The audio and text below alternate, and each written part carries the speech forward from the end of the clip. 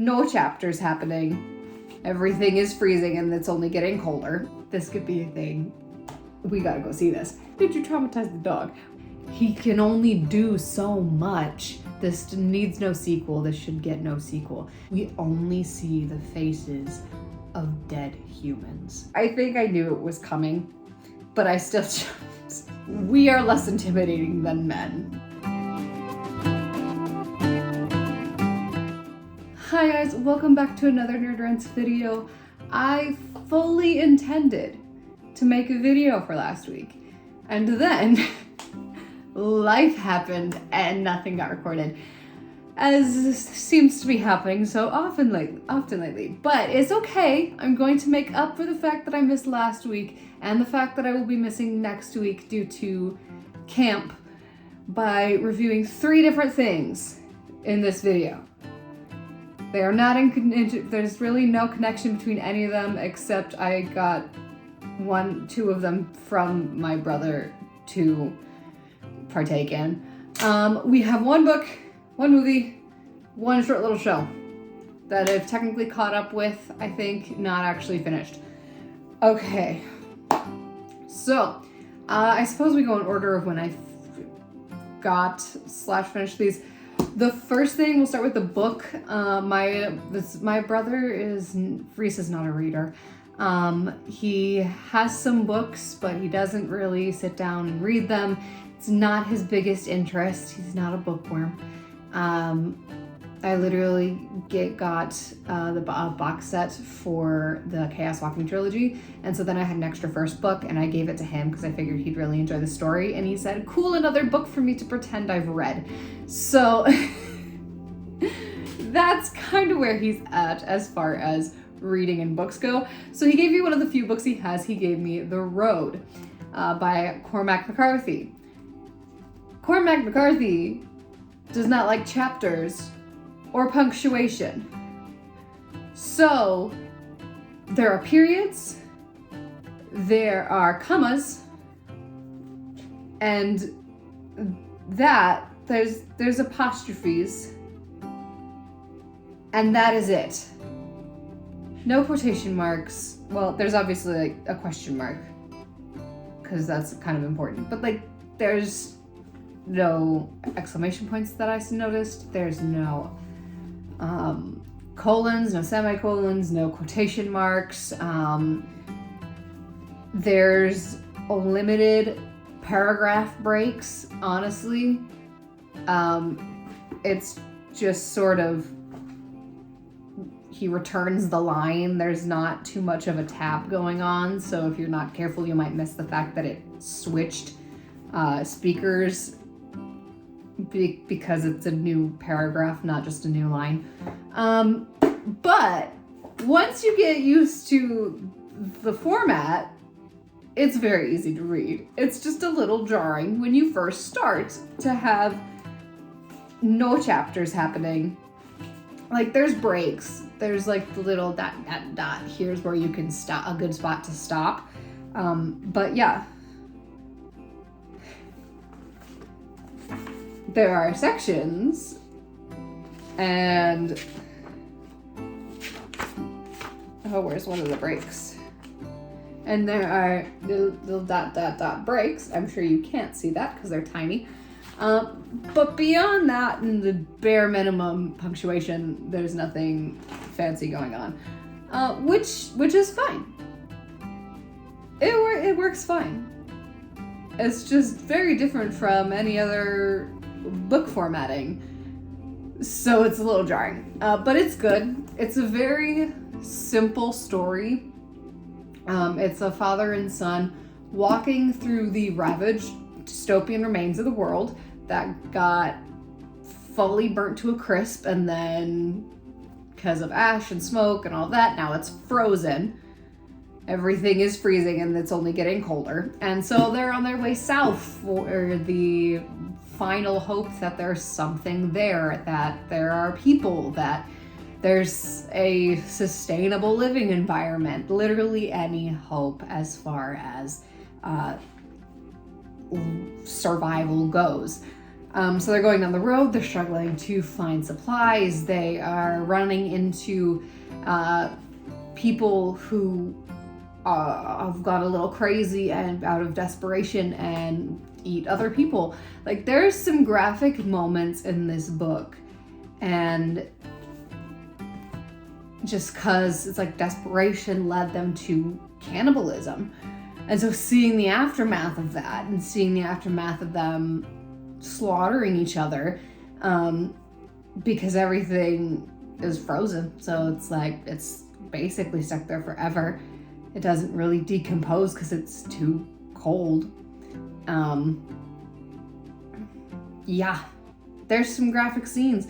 There is the worst moment, I think the worst moment as far as like dark goriness goes, is there's a night where they're getting followed, so they hide on the side of the road. The dad sees two guys traveling with a pregnant lady, and then later they see a campfire, like the campfire smoke, and so they decide to go check it out, and the people are gone. They saw them coming and they're gone, but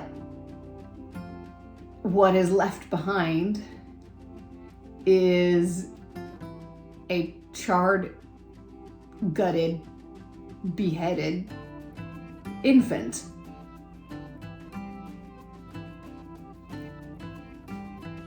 So the implication is this woman gave birth and they decided to use this infant for food.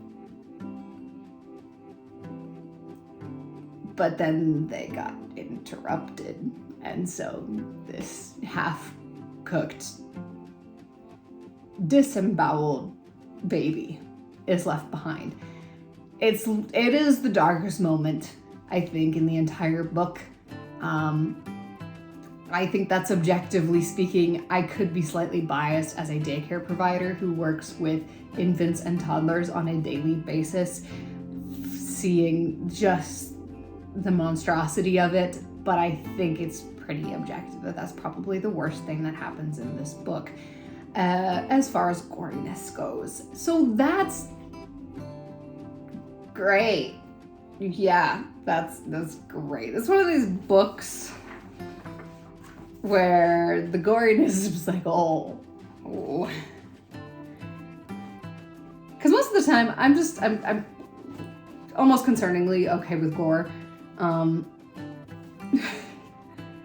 But this is a book where I'm just like, oh, that's horrifying. And maybe because it's written in a way that is just like, oh, this could be a thing. This could be a thing. I don't know. Maybe. Also, it has some banger one-liners in this thing. I read through a paragraph and it's going slow, so I'm just a little bit, because I'm probably more into fast-paced books. And I get to the end of the paragraph and go, hold on a second, and I go back and reread it to get the context of whatever line it was. I'm just like, that is a solid line. Do I remember any of them off the top of my head now? No, but there were some great lines in here. But overall, it was enjoyable. It's definitely a slow-paced book, so do not go into this thinking, they're going to get in the middle of some sort of cannibal raid or something right out of the gate. No. It is not about the action. It is about the two of them journeying and trying to hold on to their humanity as they go through very, very desperate times where they have no food and they can't find any food. And how do you hang on to your humanity, refuse to go into all of that, and still keep a hold of that while in such a desperate situation. And it's good.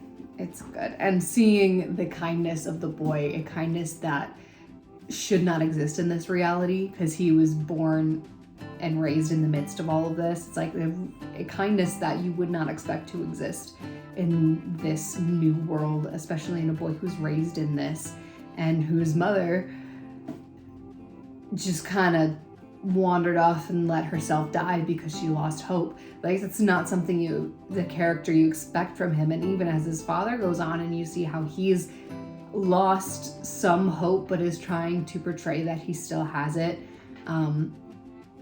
He's pretty hopeless at times, and he has accepted the fact that he's going to die. But he does not let that corrupt the boy in his innocence and his character. And the boy is pleading with him not to kill someone who stole everything from them, and convinces his father to, like, no, let him have what he had before he stole from us.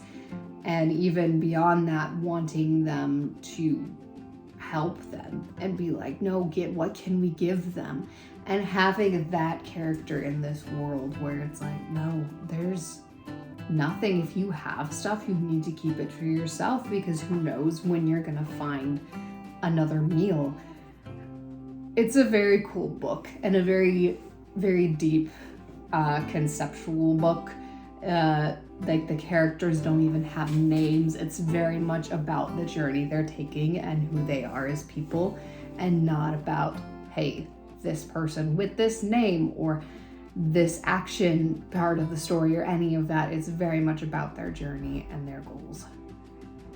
It's cool. Very, very much a more of a thought-provoking book than a fun adventure book. The other thing that my brother gave me, the movie, is Good Boy.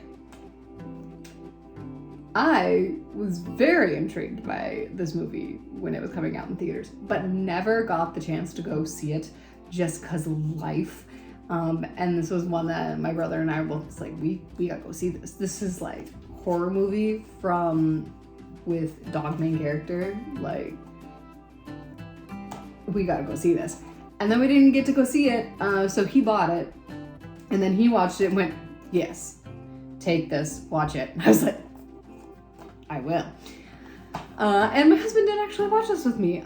Reis and I both have partners who are not overly thrilled about horror movies.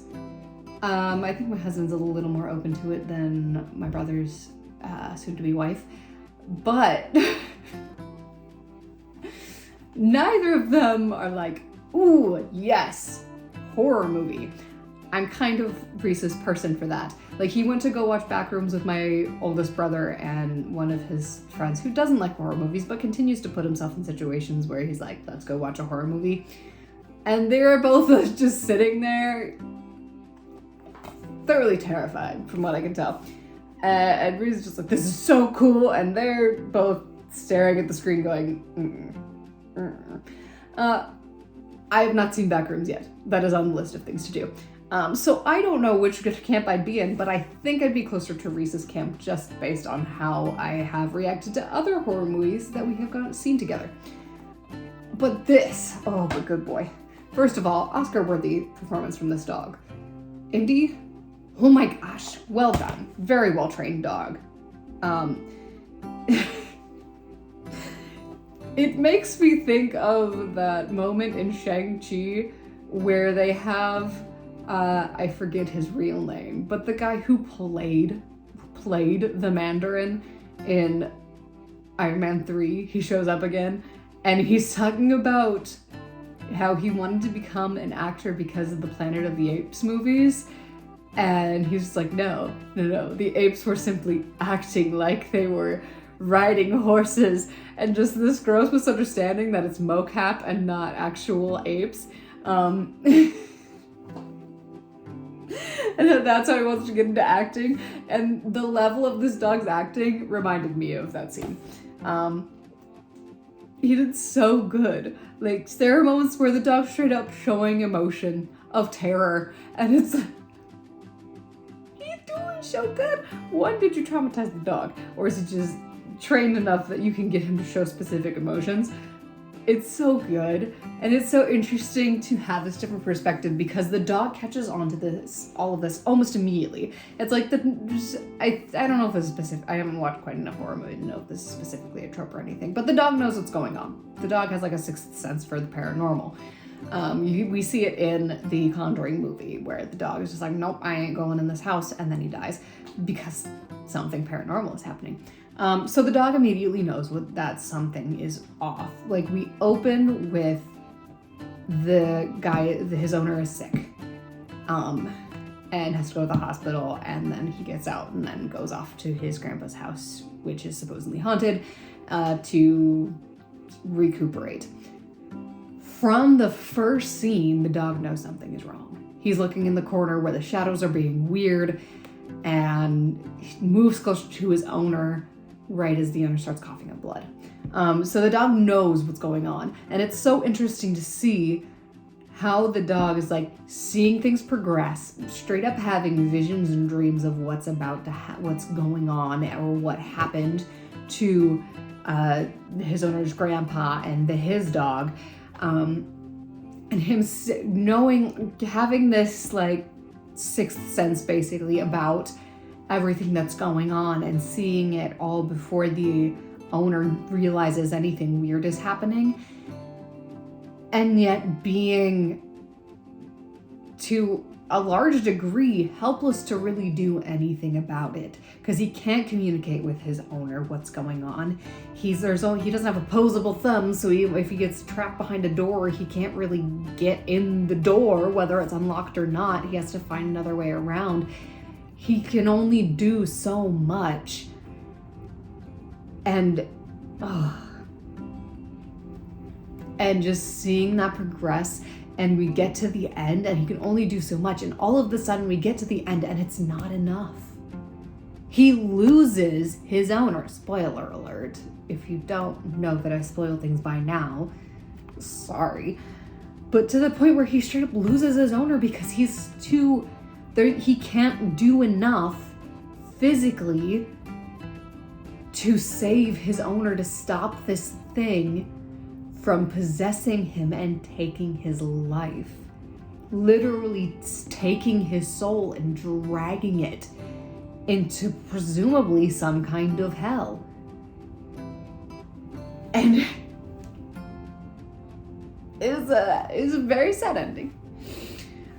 But it's so interesting because it's a pretty stereotypical, like, there's something in the dark kind of possession style horror movie. Very stereotypical in that sense. Things are pretty predictable as far as how things happen, but it's just so interesting to see it from the perspective, and with the main character being this dog, and how it starts coming to light so much faster because he can like tell that there's paranormal stuff going on. And even before they get into like the haunted house, and it's so cool. It's so cool. I love the concept, and they did it so well. Do I think they could pull off another movie like this? No. This needs no sequel. This should get no sequel. It is beautiful the way it is. I love the way that they illustrate the dog sensing this like ghost thing inside his owner, because it's inside. His owner is like possessed by this thing essentially. And so the way this dog kind of picks up on the fact that they're fused, and there's just flashes of he's looking at his owner, and then it's this goopy black phantom thing, and then it's back to his owner, or his owner is petting him, and all of a sudden it's this muddy goopy hand, and the dog freaks out and bites his owner because for a second it was not his owner petting him. And his instinct, obviously, in that situation is to attack, and his owner doesn't understand this and gets himself into a stupid, dangerous situation because he can't understand the dog. It's one of those movies where you're watching it and you're just like, I'd never be like that owner. And then you sit there and think, and you probably would, because you have no idea what the dog is going on about. We have the benefit of knowing exactly what the dog sees and what's going on. The owner does not get to see any of that. So, like it or not, you would probably be like the owner in this movie, because we have no idea what's going on. But yeah, the other cool thing is we don't see any humans' faces except his grandpa through like the home movies and whatever else that he's watching. We don't see any of the humans' faces. We do get to see the owner the owner's face at the very end as he dies. That's the first like good shot where we like hold on his face and you actually get to see what he looks like. Is like right before he dies. Beyond that, it's like it's profile, it's from behind, it's from like the chest down, it's only quick pans over his face before it goes back to the dog or whatever the dog was looking at. We don't get to see the owner's face until the end, right before he's going to die. We see the grandpa after he has died from this ghost. We never see the owner's sister's face, not even at the very end when she comes to get the dog and finds her brother dead. We only see the faces of dead humans in this movie. Like the neighbor, mostly chest down, or he's wearing a hunting mask, or it's in the rain, like through a car window, so we can't really see his face. We only see the faces of dead humans in this movie, or soon to be dead humans, which is very interesting. I don't know if the intention behind that is to get to the point where you see the owner's face and you realize he's going to die, or you get to the end of the movie and you go, oh, that's why they showed his face. But it's very cool and very interesting that they chose not to show any of the actors' faces. All we see is the dog, this monster, which doesn't really have a face, and the environment around us. And beyond that, we don't really see faces of anyone until the very end, right before the owner dies. So that was another really cool camera work thing that they did, and that was very interesting to see. Yeah, I really enjoyed this movie. There's nothing groundbreaking really to talk about besides the fact that they have an incredible dog actor who did this movie so well, and the perspective switch is so cool because you get to see the buildup happening, and it's so much slower, I feel like, than in other movies where it's just like, this one weird thing happened, that one weird thing happened, all of a sudden the ghost's attacking us.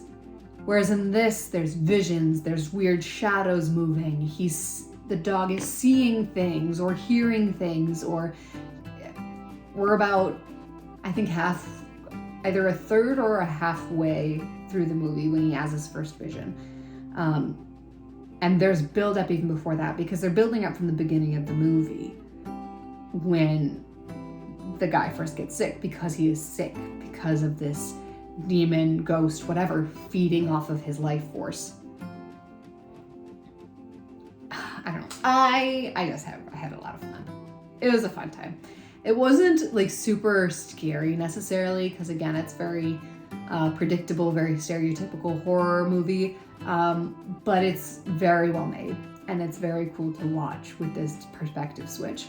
I will say the jump scare got me. There's like one jump scare in there where where the dog's having a vision, and he goes down to look in the basement and he sees his owner dead at the bottom of the stairs, and there's like a sparking breaker box that's giving you the lighting, and it sparks like 3 times and you see his owner limp, and then it sparks again and he's barreling up the stairs.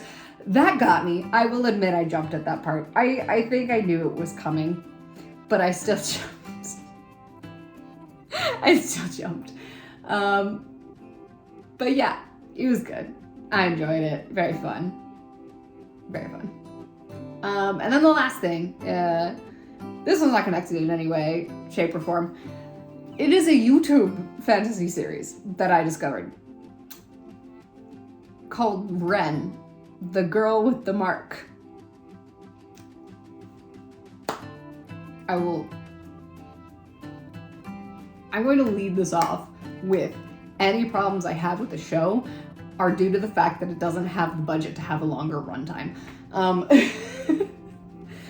It is a solid concept for a show, and they do pretty good with building at least the two main characters in the cast. And some of the side characters have some depth as well. But due to budget, over half of their, like 75% of their enemy soldiers are women, which is not necessarily a bad thing, but not all women are intimidating, and not all women can act intimidating. And so sometimes a soldier would come on screen and they're, talking whatever else, and I'm just like, if I'm supposed to be intimidated, I'm not. I will say, the commander lady that goes into the tavern in the second season, I don't know her name, she did pretty good being intimidating. She did pretty good. She could pull off some intimidating soldier. A bunch of the other ones, not really. And I mean no offense to the actresses. It's really just a woman thing. We're not very intimidating most of the time. Except maybe to children when we pull out our mom voice. But that's for very different reasons. We're not the most intimidating. If it's between us and men, we are less intimidating. That is just a fact. They, for the most part, will generally have a more imposing figure, and they have the deeper, more intimidating voice. They are usually larger than us women. They are physically stronger than us women. Because of the physical differences, we are less intimidating than men. I'm not saying we cannot be intimidating, but we are less intimidating than men. So, like, the actresses that did the soldiers were not bad actresses. I just don't... We just needed some more guy soldiers in there, I think. But again, that's a budget thing, independent on who auditions and whatever else. I don't know their auditioning process, so yeah. But it was interesting. It was an interesting concept. I think the most jarring thing between season 1 and season 2 is that it was an 8-year gap, because I'm sure funding reasons. And so because of that gap, they had to switch out the two main characters, actors. Because 8 years passed, they no longer look the age they're supposed to look. So they needed to recast. And so that was a little jarring. I will say the second actress for Ren probably did a better job. It was jarring because that's not who we started with, but I think she does a better job as far as acting skills. And it also, again, could be just because we didn't get too much time with the OG actors for the characters either, but they did do well. They did do well taking up the mantle for that. I think the most jarring thing for Hunter's character, or Quinn, whatever you want to call him, was he went from long hair with a half-up ponytail to short curly hair. So that was jarring. Like the other actors for Ren, they look fairly similar. Like their faces are very different, but they both have the long brown hair. They have similar eyes. They have like the same hair color, same eye color. It kind of works. It's not too jarring. But when you go from shoulder length blonde hair to short curly brown hair, that is very jarring. He went from looking like 25, maybe 30, to looking 18 to 20, which is probably his intended age, but it was a big difference. But yeah, that was jarring, and the women soldiers were, women. We ain't the most intimidating. But beyond that, they did well as far as casting, as far as acting. The child actor for her little brother, again, a little mid, but child actor, we give him grace. Yeah, but the magic system they've introduced is pretty cool. Again, because runtime is shorter, we don't get to explore like the meat of the magic system very much, which is a little sad. I would love to know more about the marked ones and what the stories are beyond this evil lord or whatever that was a marked one and used his magic for evil. Beyond that, what lies did they feed them? Because it's one guy. I feel like logic would state, hey, one guy was bad, that does not mean all of them were bad. But it'd be cool to see what stories, what lies, what propaganda they were fed to get them to the point where they think all marked ones are evil. We didn't get a whole lot of reaction from the village when Ren becomes a marked one, because she's just sort of pulled out in public and revealed as a marked one. And then we have her brother immediately going, hey, no, this is Ren. We know Ren. And they immediately go, oh, right. We have no idea if this changed her. And which isn't a bad way to do it, but it's just like we don't get any real like terror from them. We don't get to explore that dynamic too much. It's really just like there's a lot of cool concepts brought up in this, and it's mostly the world building magic system stuff. I would love to be able to have a longer runtime so that they can dig into those things and get more details and depth in that. And that's just something we don't really get in it as it stands right now with 20-minute max episodes. But they're doing a very good job considering what the budget allows them to have. Like, the effects for the magic look pretty good. The acting also pretty good. The story and the concept and the magic in the world that's going on are very cool. It's just sad we don't get to explore it more. But yeah, it's a very intriguing storyline. I've caught up to them with season 3. There's no like announcement video or anything about a 4th season. I would be intrigued because we have her little brother, who I think could be interesting to explore his character more, because we only had him for, a couple episodes, and so we don't really have any attachment to him. And then Khan, who we also only have for like a couple episodes, and not getting to see more of him. But like, I'm very intrigued by a lot of stuff that's going on, and I would love to get more in depth with this. And they are, in like season 3, they were starting to get more into lore things and more into character things, especially for like Hunter. And I think and so they're getting the depth in there. It's just taking them longer because they have shorter run times and less episodes and that kind of thing. So it'll be cool to get to a point where we start to get more answers about all of the different things that are going on. Yeah, again, runtime, the seasons are like 4 to 5 episodes long.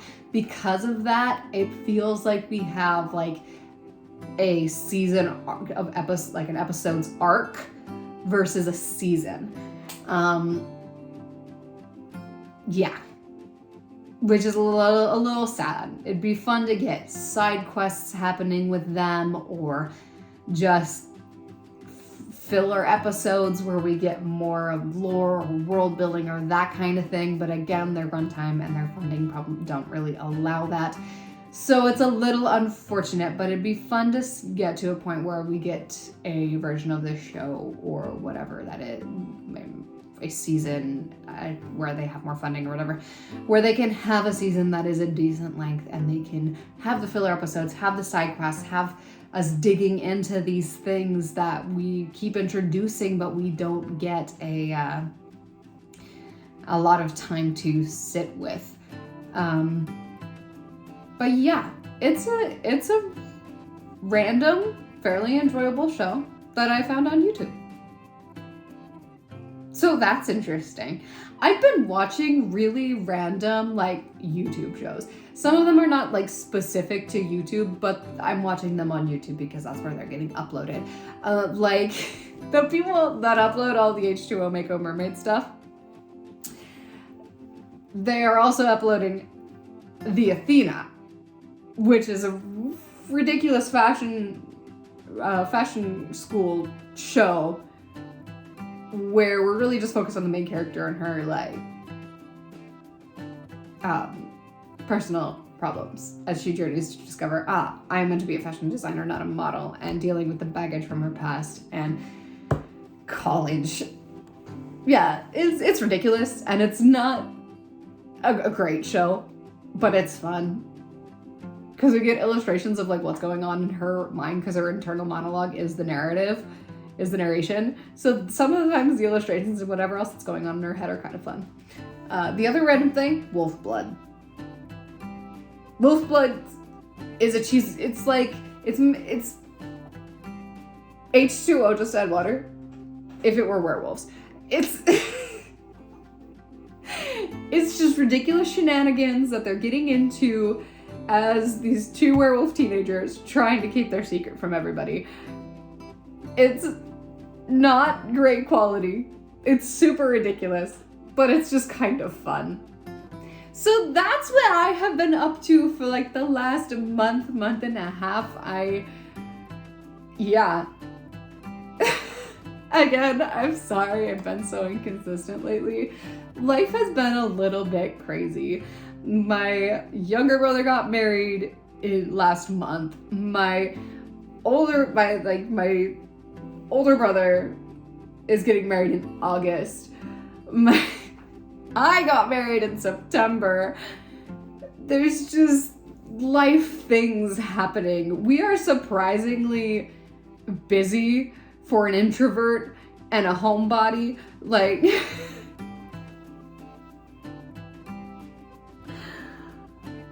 I've come to the conclusion, and I think my husband does as well, that he thought he was an introvert at one point. Now he's not so sure he's an introvert. And I'm like, power to you, bud. I am. So, it's a fun dynamic.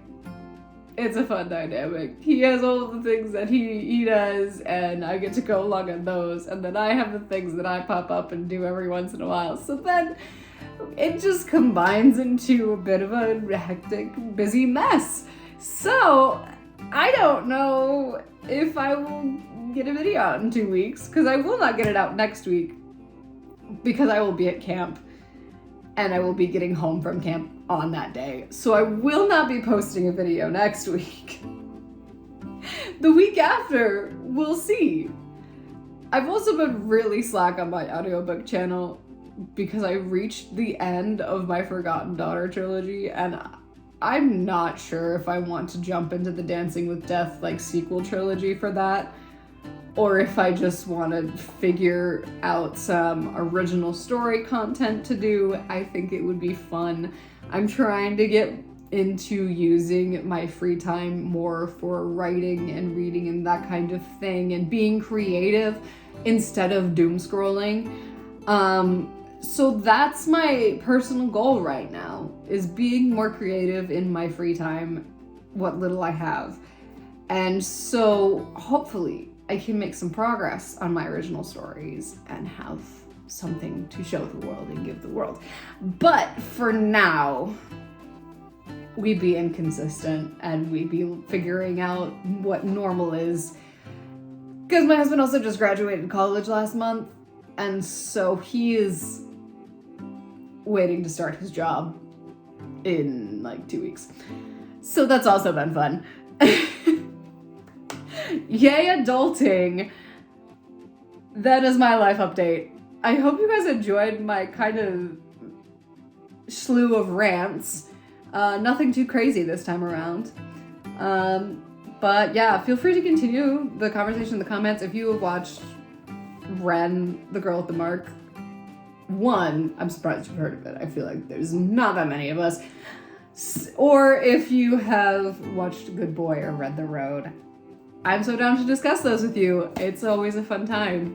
So, yep, those are my thoughts. Feel free to drop yours in the comments. I'd love to continue the discussion. I post videos on this channel on Saturdays when I have free time, and someday I will post more videos on my audiobook channel. I'll see you guys next time.